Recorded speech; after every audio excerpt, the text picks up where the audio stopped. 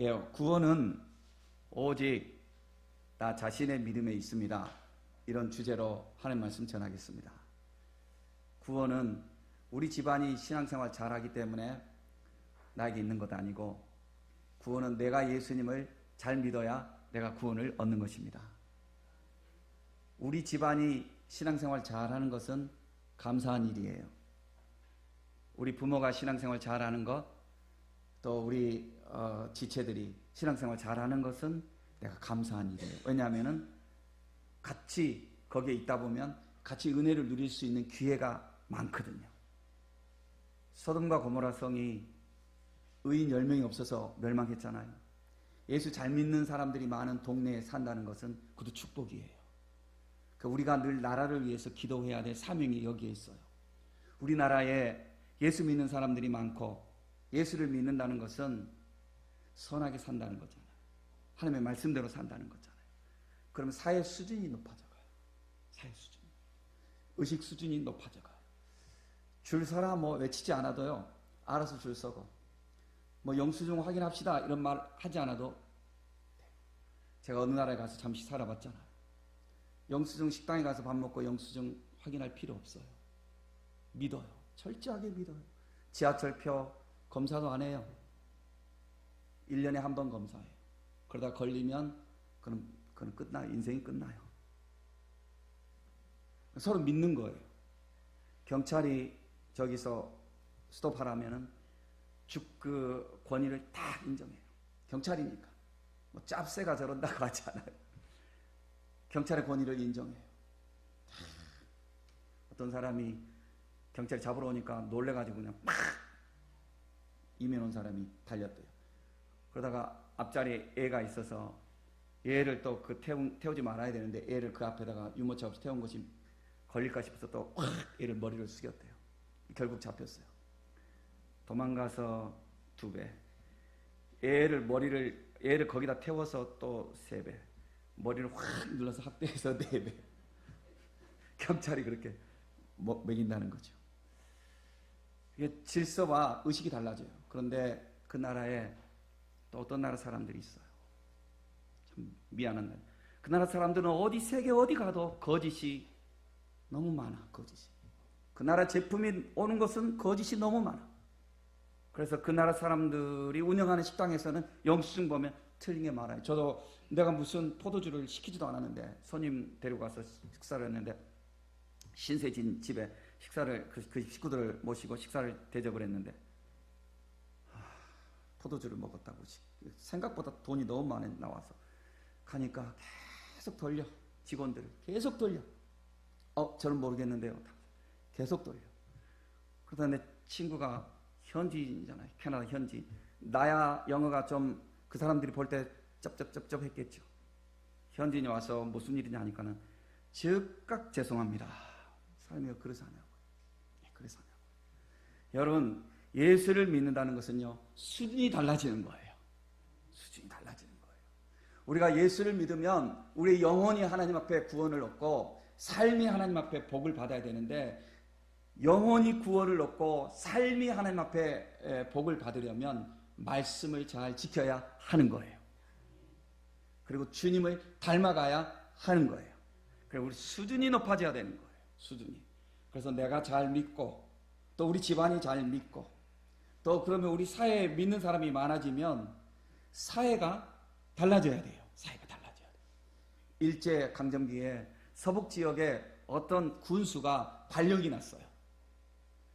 이것은 신문에 나온 이야기예요. 군수가 발령이 났는데 군수가 하소연을 한 거예요. 나를 발령을 다른 곳으로 보내주세요. 왜냐하면 그 고을에는 예수쟁이들이 많아서 내가 군수를 따기 위해서 얼마나 돈을 많이 썼는데 그곳에 가면 내가 본전을 찾을 수가 없습니다. 아시다시피 내가 돈을 많이 썼잖아요. 그러니 나를 다른 고을로 보내주세요. 그 당시에는 그런 이야기를 해도 부끄럽지 않았나 봐요. 그러니까 사람들의 의식이라는 게, 상식이라는 게 함께 올라가는 거거든요. 그러니까 우리가 어떤 의식으로 내가 사는 것 중요하고, 내가 어떤 공동체를 이루며 살아가는 것이 중요해요.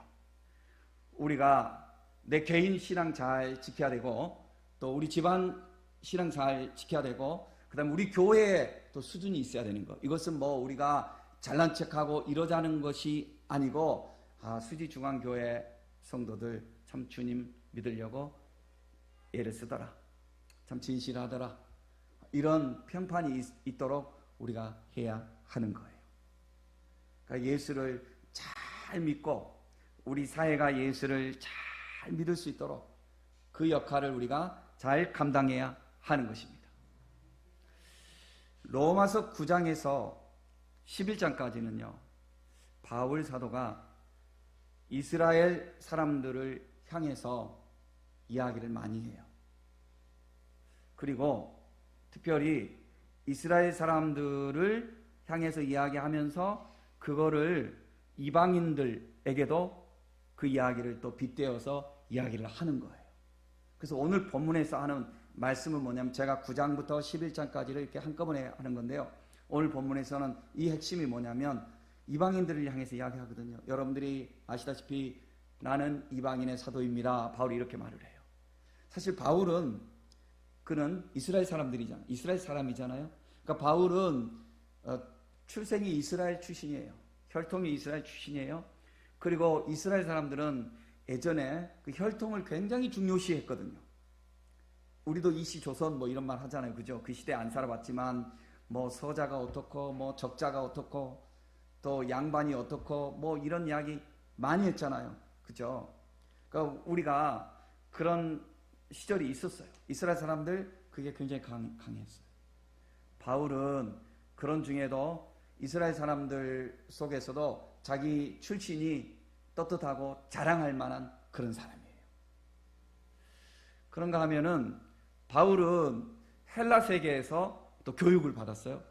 그러니까 그 당시에 이것은 문화적 그 자산이에요. 헬라 교육을 받았다 하는 것은 굉장히 좀 유능한, 유식한, 그 다음에 깨어있는 이 일반 이 사회적으로 그렇게 여김을 받아요. 헬라인이다. 뭐 헬라 세계에 내가 배경을 가지고 있다. 무슨 문학을 알고 뭐 철학을 알고 사람이 학식이 있다 하는 것을 인정받는 거예요. 바울은 그런 사람이거든요. 그래서 바울이라는 이름이 원래는 자기가 사울인데 바울로 바꾼 것은 헬라 이름이에요. 바울은. 그래서 이방 사람들을 향해서 나갈 때 자기 이름을 그 사람들이 알아듣기 쉬운 그들의 언어로 이렇게 바울이라고 이렇게 한 거예요. 그런가 하면은 바울은 그 당시에 정치적으로는 로마 시민권을 가지고 또 로마 사람이에요. 당시에 로마 시민권을 가졌다 하는 것은요, 굉장히 특권이에요. 엄청난 특권이에요. 로마 사람들은 그 당시에 굉장히 패권주의 나라잖아요. 그래서 네 사람 중에 한 사람이 로마 시민권을 가졌대요. 그리고 네 사람 중에 두 사람은 노예래요. 로마에 살고 있는 사람이. 그러니 로마 시민권 가진 사람 한 사람은 평균적으로 2명의 노예를 데리고 있어요. 그 정도 특권이 있어요. 그리고 한 사람은 성경에서 자유인이다 하고 말하는 사람은 로마 시민권은 아니고 노예도 아닌 그런 사람들 자유인이라고 했어요. 그런 사람 한 사람. 그러니까 네 사람 중에 한 사람은 로마 시민권자, 두 사람은 노예, 한 사람은 자유인. 그러니까 로마 시민권을 가졌다는 것은 굉장한 특권이잖아요. 굉장한 자기를 자랑할 수 있는 거예요. 바울은 종교적으로 보면 히브리인이에요. 이스라엘 사람이에요. 종교 흔히 말하는 영적으로도 꿀릴 게 없어요. 자기가 또 이런 문화적 사회적으로 보면 자기는 헬라의 학문을 다 이게 터득한 사람이에요. 굉장히 유식한 사람이죠. 거기다가 정치적으로 보면 로마 시민권을 가지고 있어요. 이런 사람이에요. 그런 사람인데 바울은 복음을 위해서 어떻게 자기를 말을 하냐면 자기 스스로를 이방인들을 위한 사도다. 그렇게 말을 해요. 그러면서 이방인들을 향해서 여러분, 나는 여러분들을 위한 사도입니다. 그러니까 그건 무슨 말이냐면 나는 그만큼 여러분들을 위해서 나는 집중해서 복음을 전하겠습니다 하고 이제 한 마음을 갖게 하는 거예요. 그 사람들에게 한 마음. 이렇게 여러분들은 이방인이고 나는 히브리 사람이에요. 이렇게 이제 이야기하는 게 아니라 나는 오히려 히브리 사람이지만 여러분들을 위해서 나는 하나님이 나를 선택해 주셨습니다. 이것은 성교적 마음으로 그렇게 하는 거예요. 하나 되기 위해서. 그러면서 뭐라고 하냐면 여러분들이 지금 예수님을 믿었습니다. 그래서 하나님 자녀가 되었습니다. 그런데 내 동족, 저 히브리인들, 이스라엘 사람, 구약 성경적으로 보면 그들이 먼저 하나님의 백성이 된 사람들입니다. 그런데 지금은 여러분들은 오히려 지금 천국에 이렇게 이제 갈 사람들로 이렇게 구원받은 자로 들어와 있는데, 하나님의 교회로 들어와 있는데, 저 사람들은 일찍 시작했던 사람들이 너무나 유리한 조건에서 시작했던 사람들이 오히려 지금은 태만하여서, 영적으로 태만하여서 예수님을 믿지 않고, 저들은 그 신앙의 하나님이 구약 성경에서부터 시작해 주셨던 그 언약의 그 바톤을 놓쳐버린 사람들입니다. 그 바통을 여러분들이 잡았습니다. 지금 이것은 마치 접붙인 거하고 같습니다. 이렇게 표현하는 거예요. 시골에서 사는 사람들은 좀 알 수도 있는데요. 시골에서는 우리가 어렸을 때 감나무, 우리 감은 우리 동양 사람들이 먹지요. 서양 사람은 잘 먹지 않아요. 근데 요즘은 이제 우리나라 사람들도 별로 잘 안 먹어요. 감하고 이렇게 상치되는 음식이 너무 많아요. 알고 보면. 그래서 잘 안 먹어요. 그런데 예전에 우리 어렸을 때는 감을 참 많이 먹었어요.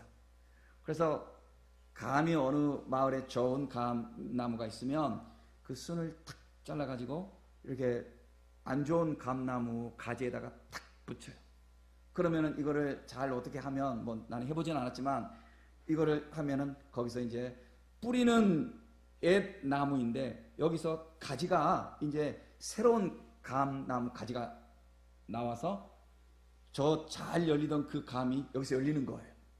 이제 이렇게 비유를 이렇게 하는 거예요. 여러분들은 돌 감람나무가는 뭐냐면은 이 감람나무다 하는 거 올리브를 말하는 거잖아요. 그러니까 여러분들은 별로 맛도 좋지 않고 기름의 질이 좋지 않은 돌 감람나무였습니다. 쉽게 말하면. 그런데 거기서 여러분들을 그 진짜 순을 이렇게 탁 붙여가지고 거하고 같습니다. 비유적으로 말한 거예요. 비유적으로. 그러니까 이렇게 비유적으로 말하는 것을 돌감람나무의 특징, 뭐 참감람나무는 어떻지, 이렇게 과학적으로 설명해 버리면 안 되는 거예요. 그래서 성경이 비유적으로 말하는 것은 비유적으로 받아야 되는 거예요. 그래서 여러분들 그러니까 자랑할 것이 없습니다. 여러분들 신앙생활하는 거 주님의 은혜로 지금 여러분 신앙생활하고 아브라함 때부터 하나님 주셨던 그 은혜를 그때 우리는 그걸 몰랐지 않습니까? 그런데 오늘 그 은혜를 우리가 받고 있지 않습니까? 그러니 감사합시다. 그러면서 저 사람들이 원래, 그러니까 유대인들이죠. 저 사람들이 원래 저렇게 신앙생활을 했던 사람들인데 그거를 저들이 이제 놓쳐버렸습니다. 그래서 저들은 이제 오히려 저들이 돌감람나무처럼 돼버렸습니다.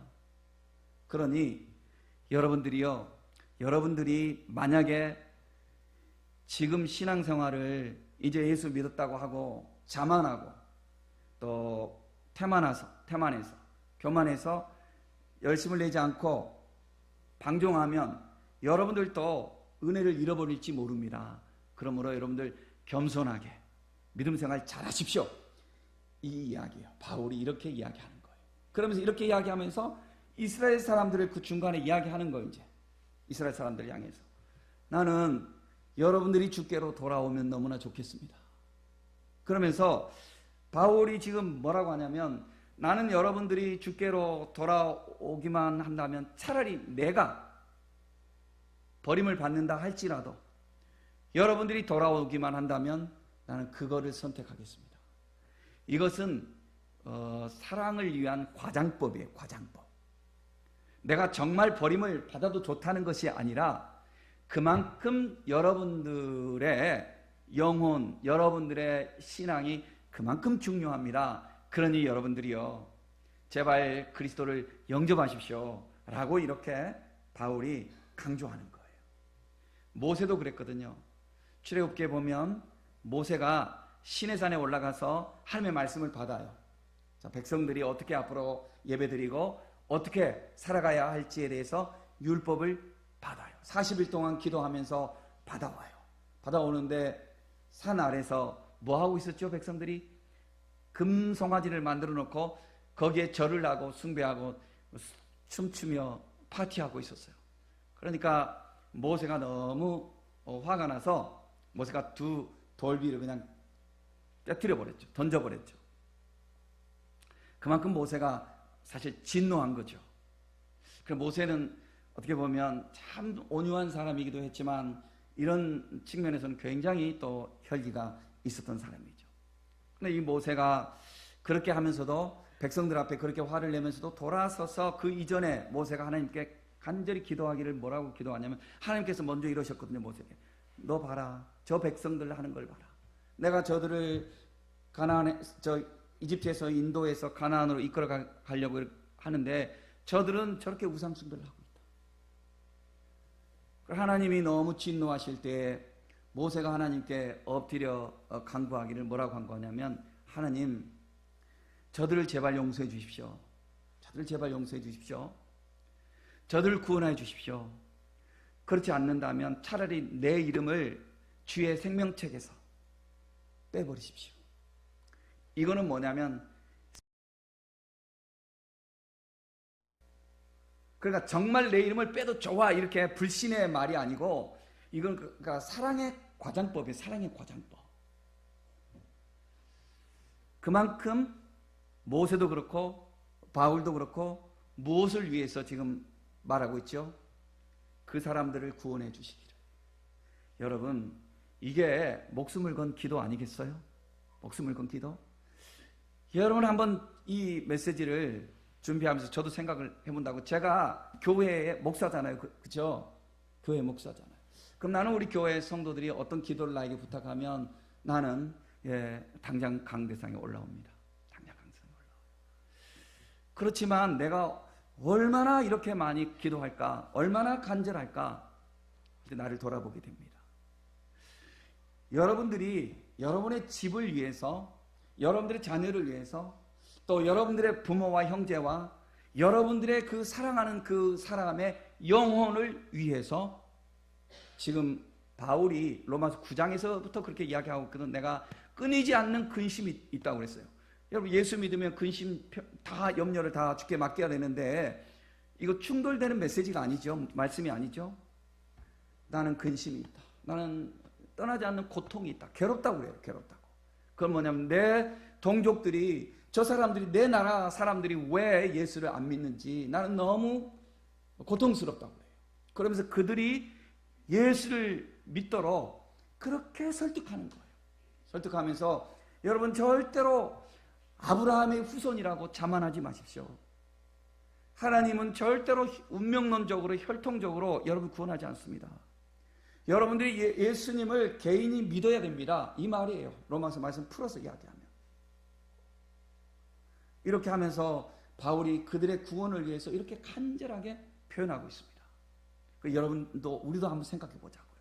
우리가 정말로 내 가정의 구원을 위해서 내가 사랑하는 그 사람을 위해서 내가 이렇게 애통하고 이런 간절한 심령으로 하나님 앞에 엎드려 기도하고 있냐고요. 차라리 나를 어떻게 하실지언정 주님 그들을 구원하여 주옵소서. 이런 마음, 여러분 이런 기도가 있을 때에 그 가정은 살아나게 되어 있습니다. 이런 부모들의 기도가 있을 때 그 자녀들 하나님 앞에 은혜로 나올 수가 있는 것입니다. 이런 목회자가 기도하고 나갈 때 그 교회가 주의 은혜로 나아갈 수 있는 거예요. 또 이런 기도하는 성도들이 같이 더불어 기도원 용사들처럼 함께 더불어 기도를 세워나갈 때 그 교회가 서 나갈 수 있는 거예요. 우리 이런 마음을 가져야 돼요. 이런 마음, 사랑하는 마음 가져야 돼요. 신앙을 교리로 말하는 사람들이 있어요. 교리로 신앙. 로마서를 특별히 많은 사람들이 로마서는 교리의 책이라고 그렇게 주장하는 경향이 굉장히 농후해요.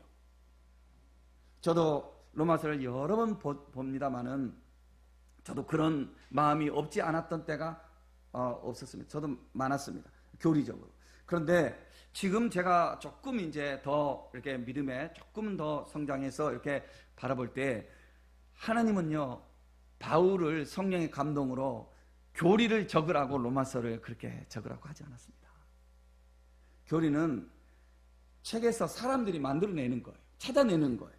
그런데 교리가 절대로 신앙을 보장해 주지 않아요. 예컨대 제가 몇 주 전에 칼빈주의 5대 교리 이런 걸 설명한 적이 있어요. 하나님의 절대 주권을 강조하면서, 하나님의 섭리와 은혜를 강조하면서. 그렇다고 해서 교리로 보면 하나님이 선택하신 사람은 절대로 버려지지 않는다, 이런 교리가 있잖아요. 칼빈주의 5대 교리에 보면. 그 교리를 가지고 나는 예수 믿었으니까, 나는 예수 믿으니까, 나는 세례 받았으니까, 나는 직분도 받았으니까, 나는 그 교리에 의해서 내 신앙을 내가 검증하잖아요. 그거는 이론에 머무는 신앙이에요. 이런 신앙을 소위 화석화된 신앙이라고 그래요. 화석화된 신앙. 화석이 뭐예요? 그 벌레, 그 동물 모양 그대로 있는데 죽어 있어요.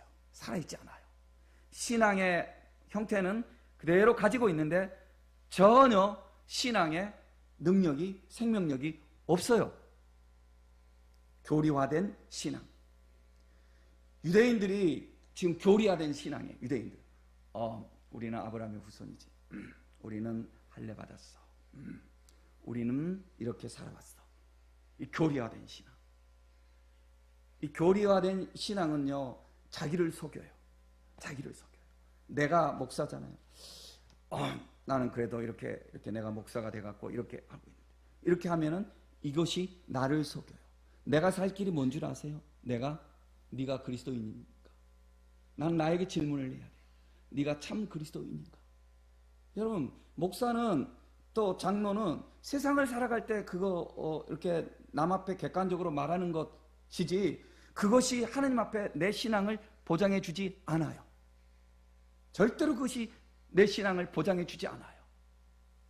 내 신앙을 내가 보장해 주는, 주님 앞에서 보장받을 수 있는 것은 내가 지금 이 순간 예수님을 사랑하고 예수님을 믿고 예수님의 말씀대로 실천하는 거예요. 신앙은 과거에 있지 않아요. 신앙은 명분에 있지 않아요. 신앙은 이론에 있지 않아요. 신앙은 끊임없는 현재 진행형이에요. 끊임없는 현재 진행형이에요. 그래서 오늘 내가 주 앞에 바로 서서 살아가야 마땅한 거예요. 오늘 예배가 하느님 앞에 참 예배가 드려지고, 오늘 내 믿음이 하느님 앞에 참 고백이 주어져야 하는 거예요. 가끔은 이제 이런 경우가 있잖아요. 교회를 오래 다녔는데, 그래서 교회 어떤 관습이라든지 교회에서 일어나는 어떤 그런 형식적인 것들을 너무 잘 알고 있는 그런 사람들이 있잖아요. 그다음 말투도 교회 말투 있는 사람들이 있어요. 말투도. 제가 언젠가 한번 여름에 우리 집 앞에 수박 장사가 있어가지고 수박을 사러 이렇게 슬리퍼 신고 수박을 사러 갔거든요. 그래서 수박 주세요. 네, 이랬어요. 그래서 제가 그다지 이렇게 막 하는 사람은 아닌 것 같거든요. 그런데 그 아저씨가 목사님이죠 이러더라고요. 근데 깜짝 놀랐어요. 깜짝 놀랐어요. 어떻게 아세요? 그러니까 내가 딱 느낌이 있지요 그러더라고요. 전에 한 번은 또 마늘을 내가 사러 갔어요. 마늘 2점만 주세요. 다 있어다 보니 목사님이죠 이러는 거예요. 어떻게 아세요? 내가 권사인데 딱 보면 알아요 이러더라고요. 그래서 내가 이거 참, 제가 뭐 흉내내고 뭐라지 좀 체하는 거 그거 사실 저 좋아하지 않거든요. 좋아하지 않아요. 그러다 보니까 너무 또 이렇게 아닌 것 같은 것도 있는데 별로 내가 막 이렇게 티내게 뭐 하지 않는 편인데도 그러시더라고요. 그래서 참 이거 나도 모르게 형식이 배어 있는가? 그 사람들이 나의 어떤 좋은 모습 이런 걸, 선행 이런 걸 본 게 아니잖아요. 형체만 봤잖아요. 내 말투 뭐 이런 거 나도 모르게 배어 있었던 것 같아요. 그 사람들이 내 신앙을 그렇게 본다고 해서 내가 내 신앙이 거룩한 거 아니에요. 절대로 아니에요. 절대로 아니에요. 기도합시다. 오늘은 성령 강림 주일입니다. 아주 이 남들 앞에서 자신의 모양을 철갑을 두른 듯 빈틈없이 하는 사람들이 있어요. 이 유대인들이 그랬어요. 그런데 그들 마음에 정말 있어야 할 하나님의 말씀의 열매가 없고 성령이 없는 거예요. 그러니 그들은 화석화된 신앙이라고 그랬어요. 과거의 얽매에 있어요. 명분의 얽매에 있어요. 신앙은 오늘 현재, 오늘 지금 네가 예수님을 닮고 있는가? 오늘 네가 지금 예수님의 말씀에 순종하고 있는가? 이것이 중요해요. 감사하게도 우리 교인들이 그렇게 가는 것 같아요. 대표적으로 우리 장로님, 집사님 같잖아요. 그죠? 그 좋은 거예요. 그죠?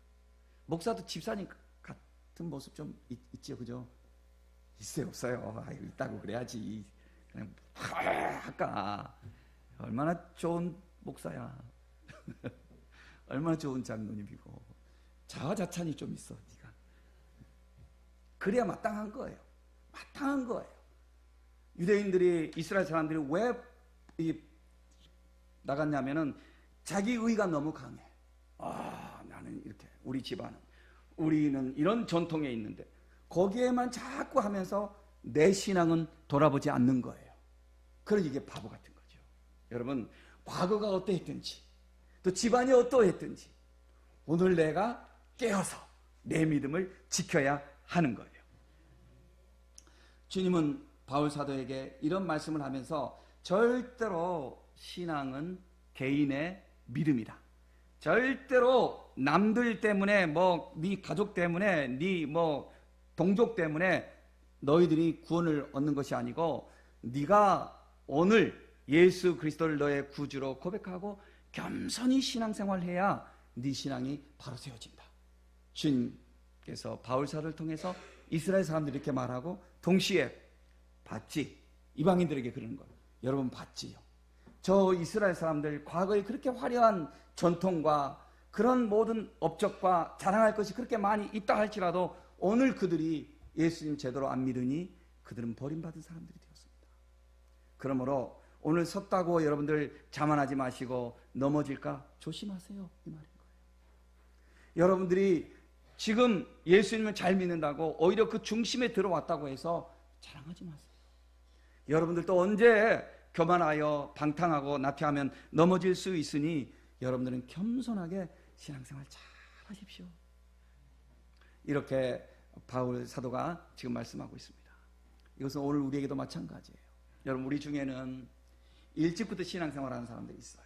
일찍부터. 교회가 시작할 때 처음부터 딱 하시고 얼마나 감사해요. 그런가 하면 늦게 시작하신 분들도 있어요. 최근에 오신 분들도 있어요. 일찍 시작하고 늦게 시작하고 이것은 인간의 시간일 뿐이에요. 인간의 입장에서. 하나님 앞에 중요한 것은 오늘 내가 현재 지금 주님 앞에 주님을 얼마나 사랑하는가, 주님 앞에서 내가 지금 교회를 얼마나 잘 섬기며 주님 앞에 얼마나 말씀으로 순종하고 지금 내가 열매를 맺고 있는가, 이것이 중요한 거예요. 절대로 과거를 자랑하지 마세요. 과거는 그저 감사하세요. 그리고 지금 시작하는 사람들도 물론 과거에 대한 것은 기억을 해주세요.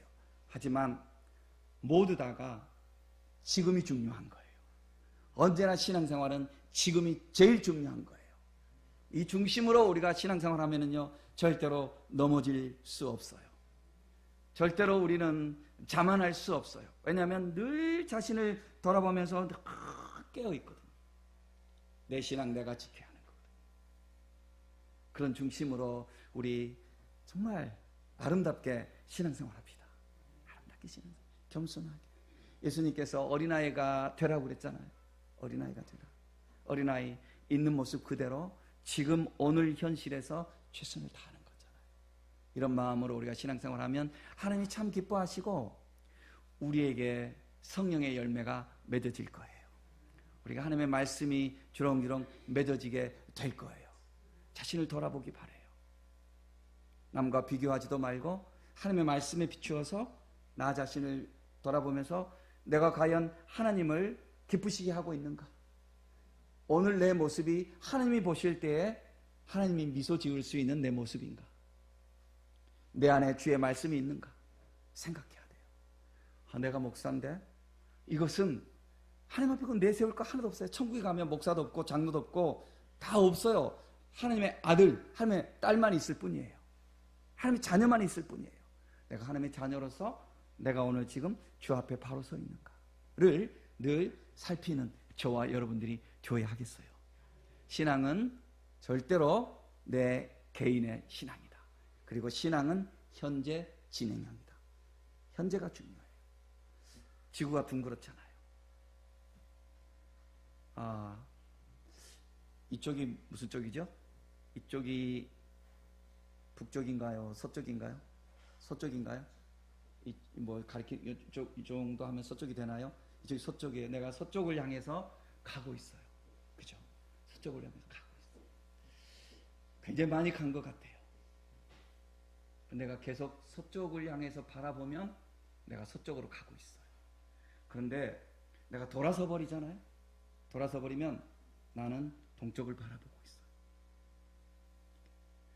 내가 어제까지 어떻게 했다 할지라도 오늘 내가 돌아서면 내가 지금까지 걸어온 것이 그것이 이렇게 될 수도 있어요. 그러니까 신앙은 현재 진행형이에요.